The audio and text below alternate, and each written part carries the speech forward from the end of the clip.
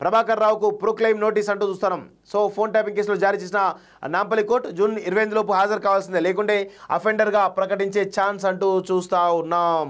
Yes, ఇది ఒక మంచి విషయంగా మనం చెప్తున్నాం.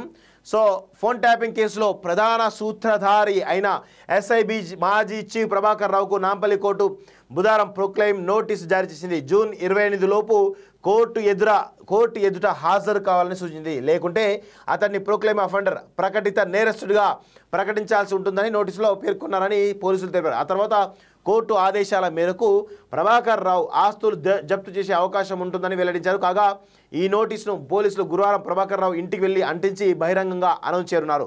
ఆ వివరాలు కోర్టుకు తెలియజేయనున్నారు. కోర్టు జారీ చేసిన నాన్ బెయిలబుల్ వారెంట్ కూడా తీసుకోకుండా ప్రభాకర్ రావు తప్పించుకొని తిరుగుతున్నాడని, ఉద్దేశపూర్వకంగా విదేశాలకు పారిపోయాడని ఇప్పటికే పోలీసులు పలుమార్లు కోర్టు దృష్టికి తీసుకెళ్లారంటూ చూస్తారు. ప్రొక్లెయిమ్ అఫెండర్ అప్రకటిత నేరస్తుడిగా ప్రకటిస్తే కనుక ఆయనకు ఇక బెయిల్ ఇప్పట్లో రాదు. ఒకవేళ ఇచ్చినా కానీ బెయిల్ ఇప్పట్లో రాదు. అది కూడా జూన్ 28 లోపు లొంగిపోవాలంటే 100% 1 మంత్ లోపల ప్రభాకర్ రావు అమెరికా నుంచి ఇండియాకు వచ్చేసి లొంగిపోతాడు. ఫోన్ ట్యాపింగ్ అంశం తెరపైకి వస్తుంది. తర్వాత ఇటు కాళేశ్వరం కమిషన్ కూడా జూలై 31 లోపు రిపోర్ట్ ఇస్తుంది.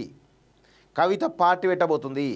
హరీష్ రావు తన యొక్క రాజకీయ ప్రస్థానం, తన యొక్క రాజకీయ గమనం ఆయన ప్లాన్ చేస్తూ ఉన్నాడు.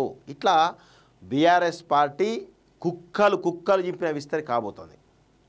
ప్రభాకర్ రావు ఒక్కడస్తే ఫోన్ ట్యాపింగ్లో కేసీఆర్, కేటీఆర్, హరీష్ రావు, కవిత, సంతోష్ రావు వీళ్ళందరూ కూడా బుక్ అవుతారు.